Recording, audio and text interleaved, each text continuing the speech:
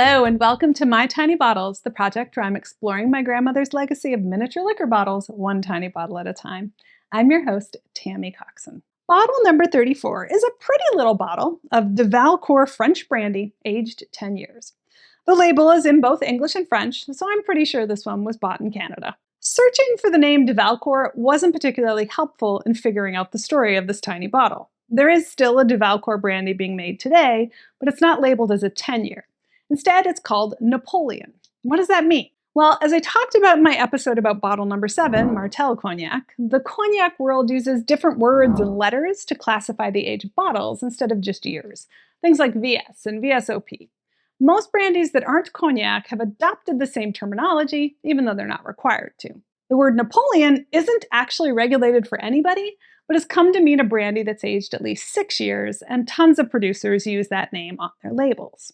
Based on a couple of vintage bottles I found online, there have been de Valcourt Napoleon brandies at least back to the 70s, but I couldn't find anything about the maker listed on those, de Valcourt & Co.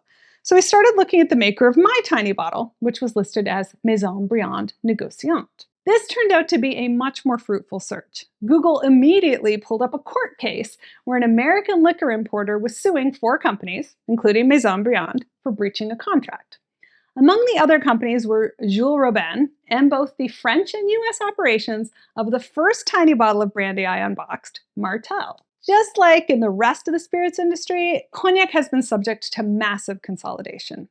The episode about my tiny bottle of Martell didn't really go into that brand's history, but they've been involved in their fair share of mergers and acquisitions. One of the companies they absorbed was Jules Robin, which they scooped up in 1964. Then, in 1983, Jules Robin, operating as a Martell subsidiary, bought the company that made Briand Cognac, thereby bringing them into the Martell fold. So does this mean Martell was making de Valcourt brandy? Almost certainly not. Maison Brandy is listed on the bottle as a negociant. This French custom started with wine and Burgundy and is also used for brandy.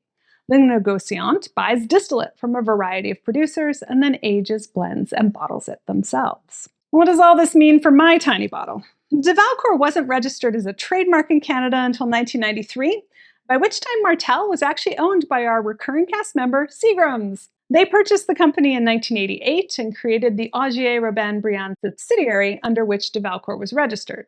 In 2003, they sold the brand to Compagnie de Guyenne, who continues to sell de Valcourt Napoleon brandy today. So that would put this bottle somewhere between 1988 and 2003. Which means that it makes absolutely no sense that the only examples of bottles that look like mine, de Valcourt, 10 years rather than Napoleon, this bottle shape, this label, have de Valcourt & Co. listed as the producer rather than Maison Brandy. But after a lot of fruitless searching, I have given up on trying to figure it out. I'm just hoping this bottle will be tasty, because after all of that, I totally need a drink. But that'll have to wait until I find someone to taste this bottle with. Do you have a suggestion for tiny bottle tasters? Leave a comment below. And while you're there, don't forget to like and subscribe. You can also find My Tiny Bottles on social media or check out mytinybottles.com for more on this bottle and all the bottles. Cheers!